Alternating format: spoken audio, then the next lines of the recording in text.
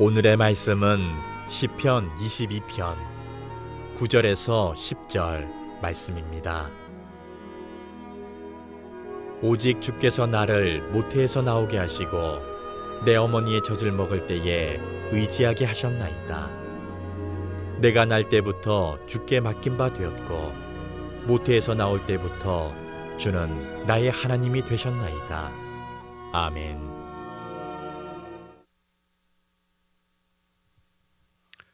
(1월) 첫째 주일 예배 자리에 오신 여러분을 진심으로 환영합니다. 아무쪼록 올 한 해 각자의 처소에서 여호와를 바라보고 여호와께로 돌아가기로 결단하는 여러분 모두에게 하나님의 놀라운 돌보시는 은총이 함께 하시기를 간절히 기원합니다. 1월 1일에 제가 뉴스를 보는데 이런 얘기를 하더라고요. 새해 지구촌 온 가족이, 온 나라의 민족들이 똑같은 소망과 똑같은 기도를 드린 새해가 밝았다. 기도 제목은 어떤 제목일까요? 세계 여러 나라 모든 민족들이 다 똑같이 일상으로 돌아가게 해주세요. 빨리 백신이 모두에게 제공되어서 코로나19를 종식시켜 주세요. 이런 기도 제목을 나눴을 거라는 말씀입니다. 여러분은 어떠십니까? 여러분은 새해 첫날 어떤 기도를 드리셨습니까?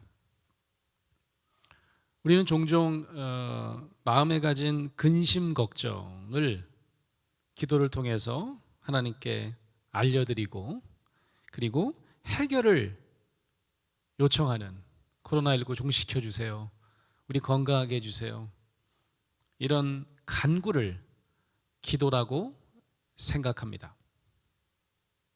마음의 하소연, 그리고 해결에 대한 청구, 이것이 기도의 대부분일 경우가 많은 것 같습니다. 여러분은 모르겠어요. 저는 그랬던 것 같아요. 그렇지만 성경에서 가르치시는 대로, 성경이 우리에게 알려주는 대로 기도한다는 것은 어쩌면 우리가 일상적으로 생각하는 기도와 정반대의 방식일지도 모르겠습니다. 근심 가득한 우리의 마음 상태로 하나님께 우리의 속마음을 털어놓는 것이 기도가 아니라,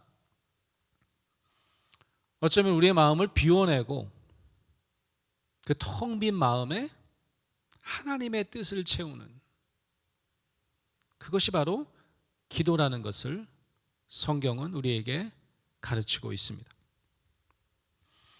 여러분, 성경에서 기도의 원형은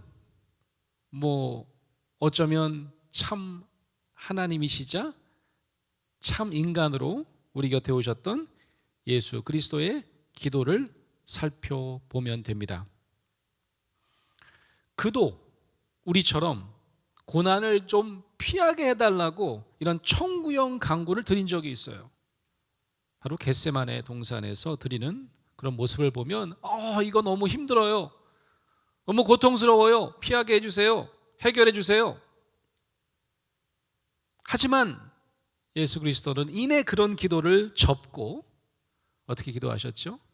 하나님의 뜻을 마음에 가득 채우는 그런 참된 기도의 원형을 보여주셨던 것입니다. 1월 1일 날 KBS였던 것 같아요. 9시 뉴스를 보는데 앵커가 뉴스에서 이런 두 가지 질문을 하더라고요. 이전으로 돌아갈 수 있을까요?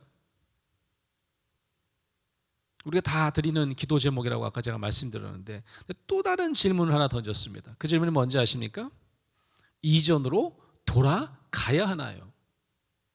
이전으로 돌아가야 하나요? 이 두 번째 질문의 의미는 어떤 것이었을까요? 그저 마스크를 벗고 실컷 나다니면서 맛집 가서 음식 먹고 신나게 해외여행 다니는 일상으로 복귀하는 것이 과연 옳은가?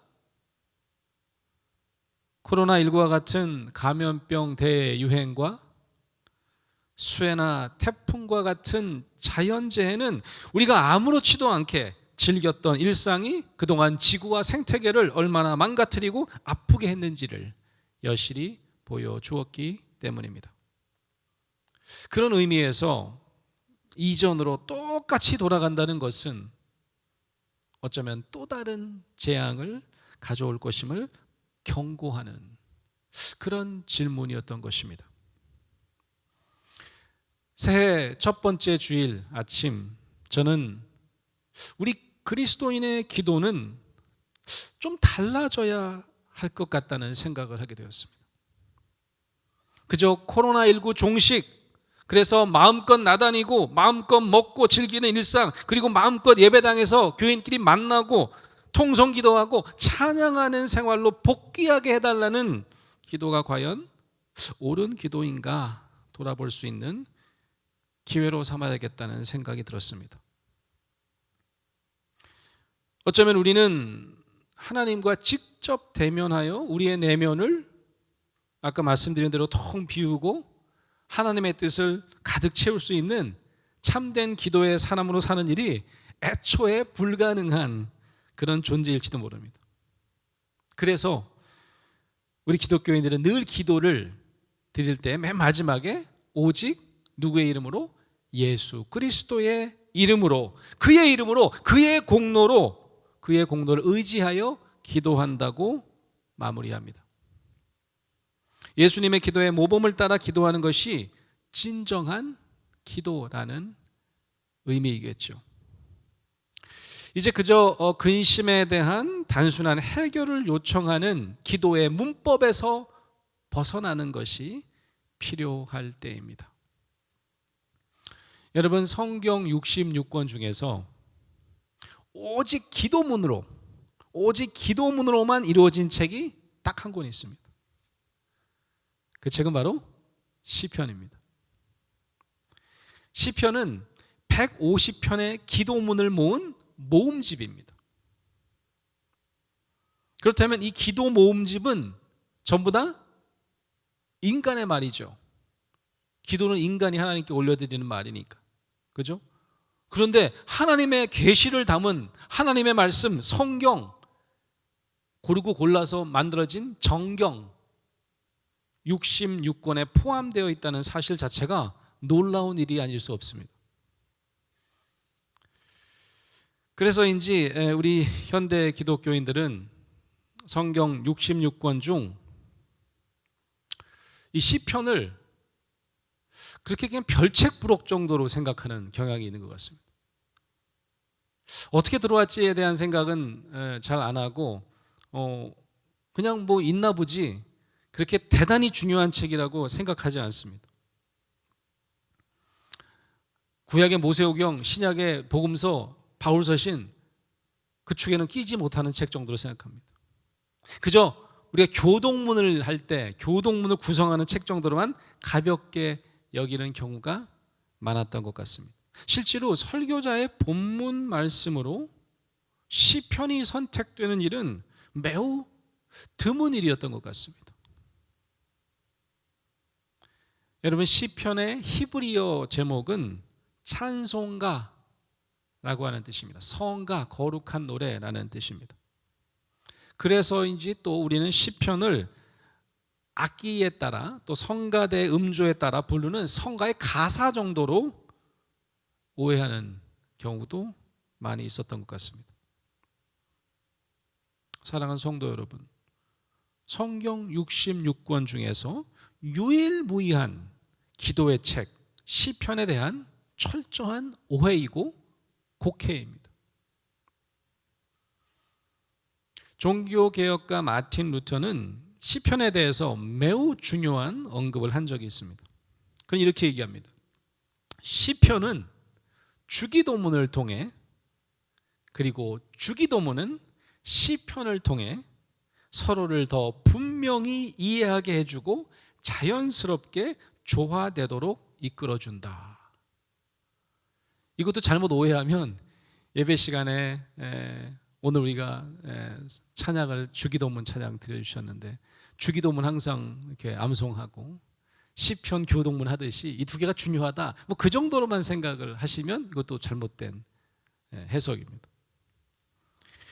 주기도문과 시편과 주기도문이 사실은 연대기적으로는 시간차가 상당히 나는데 이게 어떻게 서로 연결점이 생기고 서로 조화될 수 있다고 루터는 얘기한 걸까요? 루터뿐만이 아닙니다.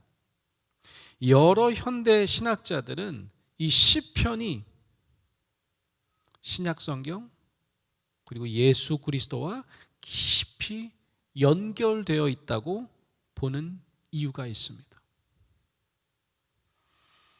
첫 번째 우리가 예측 가능한 상상은 이런 거 아니겠습니까? 예수님도 어린 시절에 회당에서 율법을 공부도 하셨죠. 가르치기도 하셨습니다. 어린 나이 때부터 막 율법을 가지고 논쟁도 하고 여러 가지 디스커션 하는 장면도 성경에 나오지 않습니까? 12살 때인가요? 만약에 당시에 시편이 있었으니까 시편은 뭐 대부분이 바벨론 포로기 때 처음 편집됐을 것이다 이렇게 생각을 하는데 시편으로 기도했을 가능성이 있지 않냐. 그러니까 예수님도 시편과 연결될 수 있다.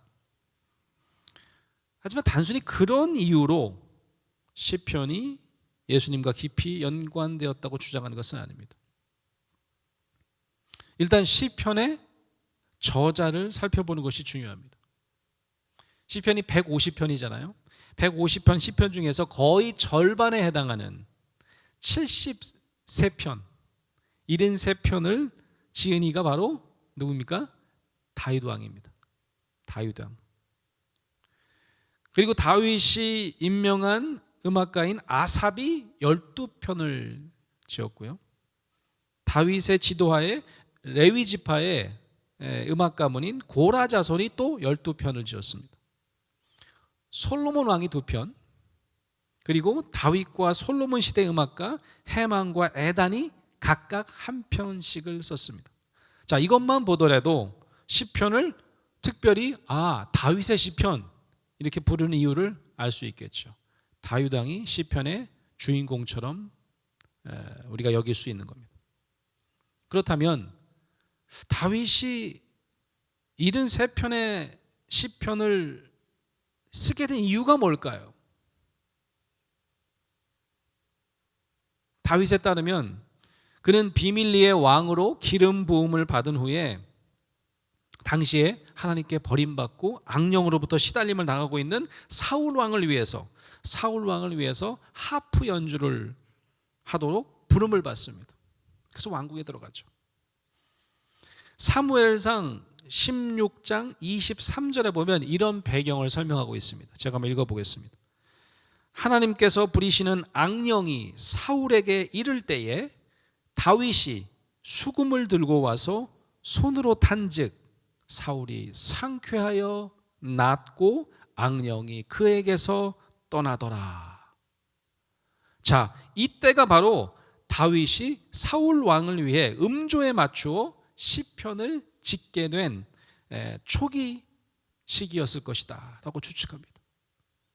즉 다윗이 시편을 쓰게 된 시발점은 하나님의 영을 힘입어 악령을 쫓아내게 된 직후였다고 볼 수 있겠죠.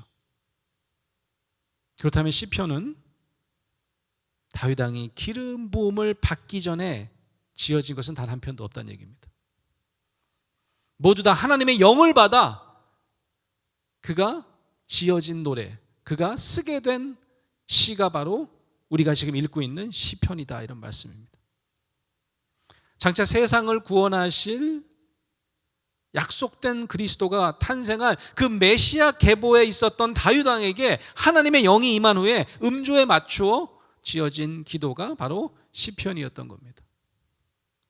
성경은 다윗을 하나님이 택하신 백성의 왕으로 기름 부은 자이자 예수 그리스도의 예표라고 증언하고 있습니다. 무슨 말입니까? 다윗에게 일어나는 일은 후에 태어날 예수 그리스도를 위하여 일어나는 일이라는 뜻입니다. 그래서 우리가 그냥 예상하기를 다윗이 참 음악을 좋아했나 보다, 그리고 예술적인 시적인 감각이 뛰어났나 보다 라고 하는 정도로 시편이 만들어졌다고 생각해서는 안 된다는 말씀입니다. 만약 그렇게 생각하면 아까 말씀드린 대로 이 기도책이 뭐길래 66권 정경에 살아남을 수 있었느냐 이해할 수가 없습니다. 그래서일까요? 독일의 신학자 본회퍼는 이렇게 강조합니다. 다윗이 단지 자기 마음의 감동대로 기도했다기보다는 그 안에 내주하시는 그리스도가, 다윗 안에 내주하시는 그리스도가 기도했다는 점이 중요합니다. 시편의 기도자는 비록 자기 자신이 기도하는 것이긴 했지만 이미 그리스도가 그 안에 그와 함께 계셨던 것입니다. 시편의 기도 안에 이미 하나님의 영으로 장차 오실 예수 그리스도가 함께 기도했다는 점을 우리가 이해해야만 시편 150편 찬송과 기도의 시가 성경 66권 정경에 포함될 수 있었던 점도 이해가 됩니다. 이제 노인이 된 다윗이 이제 마지막 말을 남기는 장면이 나오는데요. 그 말을 이제 주목해 보면 왜 종교개혁가 루터가 시편은 예수님의 주기도만과도 조화를 이루는 기도의 원형이라고 했는지 잘 알 수가 있어요. 사무엘 하서 23장 1절에서 2절의 말씀입니다. 제가 한번 읽어보겠습니다. 이는 다윗의 마지막 말이라. 이새의 아들 다윗의 말하며 높이 세워진 자 야곱의 하나님께로부터 기름 부음 받은 자 이스라엘의 노래 잘하는 자가 말하노라. 여호와의 영이 나를 통하여 말씀하시며 그의 말씀이 내 혀에 있도다.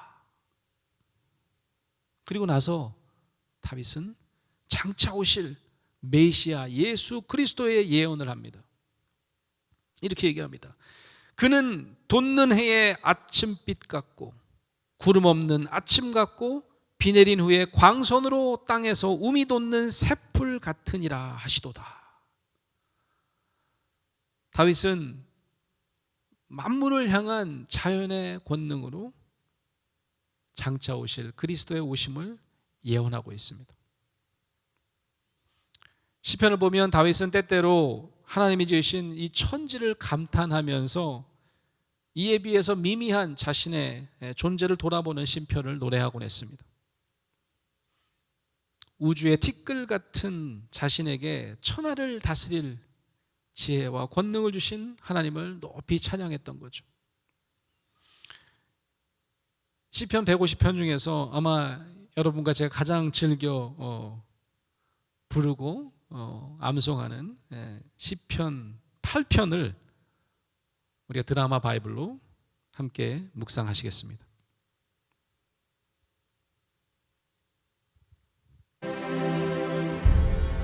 여호와 우리 주여, 주의 이름이 온 땅에 어찌 그리 아름다운지요. 주의 영광이 하늘을 덮었나이다.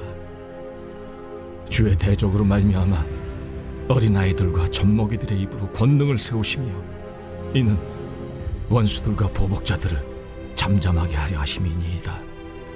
주의 손가락으로 만드신 주의 하늘과 주께서 베풀어 두신 달과 별들을 내가 보오니 사람이 무엇이기에 주께서 그를 생각하시며 인자가 무엇이기에 주께서 그를 돌보시나이까. 그를 하나님보다 조금 못하게 하시고 영화와 존귀로 관을 씌우셨나이다. 주의 손으로 만드신 것을 다스리게 하시고 만물을 그의 발 아래 두셨으니 곧 모든 소와 양과 들짐승이며 공중의 새와 바다의 물고기와 바닷길에 다니는 것이니이다. 여호와 우리 주여, 주의 이름이 온 땅에 어찌 그리 아름다운지요.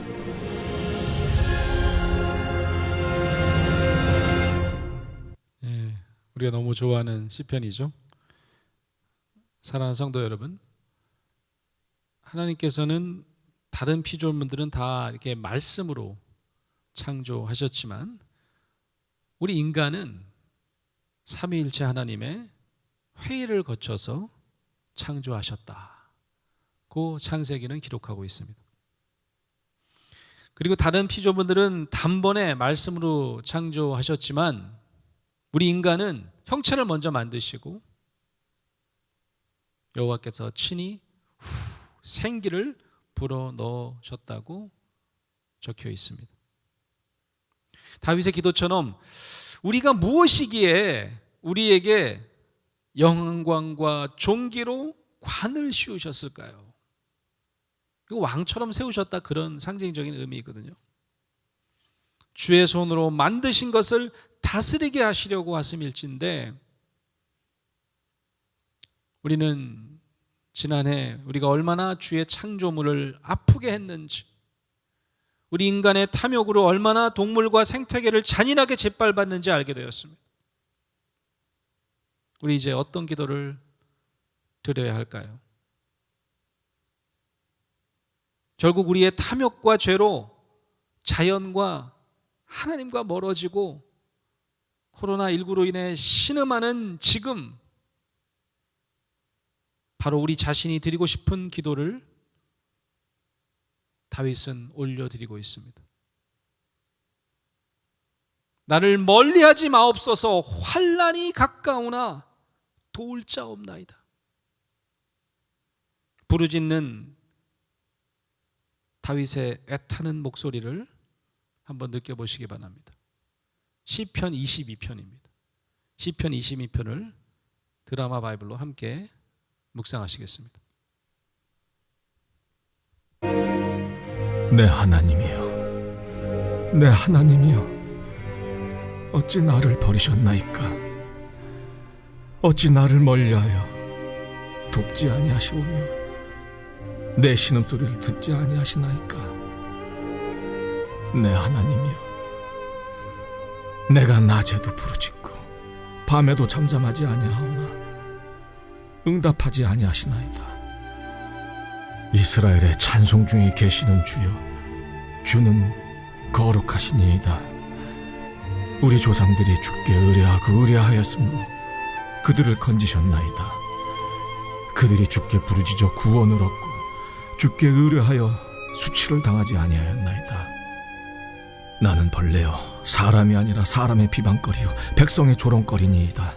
나를 보는 자는 다 나를 비웃으며 입술을 삐죽거리고 머리를 흔들며 말하되 그가 여호와께 의탁하니 구원하실 걸, 그를 기뻐하시니 건지실 걸 하나이다. 오직 주께서 나를 모태에서 나오게 하시고 내 어머니의 젖을 먹을 때 의지하게 하셨나이다. 내가 날 때부터 주께 맡긴 바 되었고 모태에서 나올 때부터 주는 나의 하나님이 되셨나이다. 나를 멀리하지 마옵소서. 환난이 가까우나 도울 자 없나이다. 많은 황소가 나를 에워싸며 바산의 힘센 소들이 나를 둘러쌌으며 내게 그 입을 벌림이 찢으며 부르짖는 사자 같으니이다. 나는 물같이 쏟아졌으며 내 모든 뼈는 어그러졌으며 내 마음은 밀랍 같아서 내 속에서 녹았으며 내 힘이 말라 질그릇 조각 같고 내 혀가 입천장에 붙었나이다. 주께서 또 나를 죽음의 진토 속에 두셨나이다.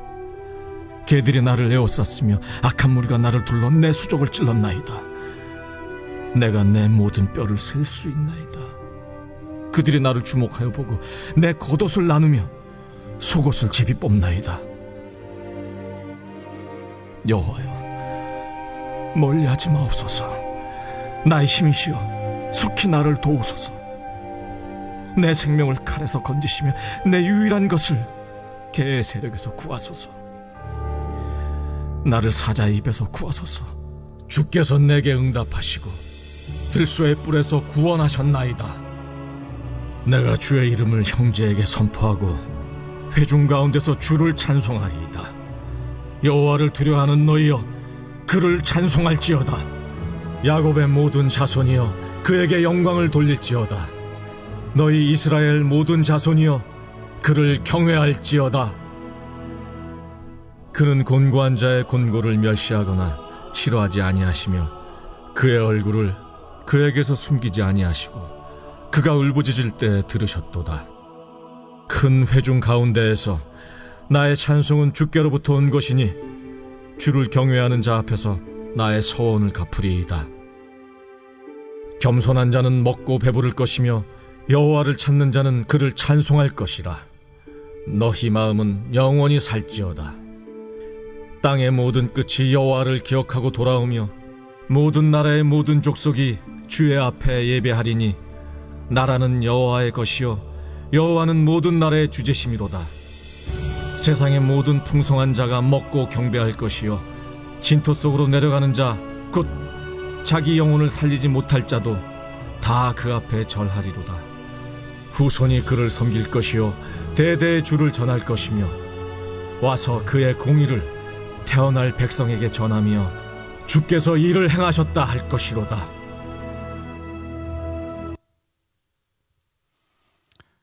사랑하는 성도 여러분, 이 다윗의 목소리에서 누가 느껴지십니까?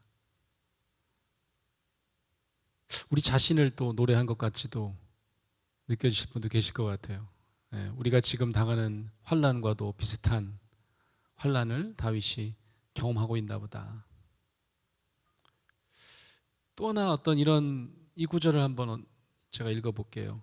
개들이 나를 애워쌌으며 악한 무리가 나를 둘러 내 수족을 찔렀나이다. 내가 내 모든 뼈를 셀 수 있나이다. 그들이 나를 주목하여 보고 내 겉옷을 나누며 속옷을 제비 뽑나이다. 자, 이게 누가 느껴지세요? 이 십자가에 달리신 예수 그리스도가 당했던 그 순환, 그 수치가 느껴지지 않으십니까? 다윗은 그의 기도를 통하여 장차 오실 그리스도의 순환과 수치를 몸소 재현합니다. 아니, 어쩌면 하나님의 영을 통해 예수 그리스도의 기도가 시편을 통해 우리에게 전달되고 있는지도 모릅니다.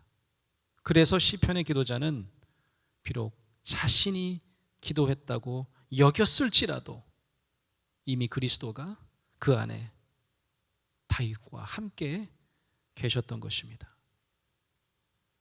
시편 22편은 언뜻 보면 수치를 입은 기도자 다윗이 자신을 구원해달라고 간청하는 탄원시처럼 보입니다. 하지만 오늘 요절 말씀을 보면 자신이 태어나기 전부터 자신을 미리 아시고 결국 구원해 주실 하나님께 자신을 온전히 의탁하고 있습니다. 내가 날 때부터 주께 맡긴 바 되었고 모태에서 나올 때부터 주는 나의 하나님이 되셨나이다. 다윗 자신도 겟세마네 동산의 예수의 기도, 또 제자에게 가르치셨던 주기도문처럼 시작도 하나님, 끝도 하나님이요 하나님의 나라와 모든 권세 영광이 오직 여호와께 있다고 고백하고 있습니다. 다윗의 기도와 예수 그리스도의 기도가 만납니다. 그리고 우리가 드려야 할 2021년의 기도가 서로 만날 수 있습니다. 올 한 해 우리 모두 여전히 재난 한복판에 있지만 우리 기도가 그저 청구형 기도에서 벗어날 수 있기를 간절히 바랍니다.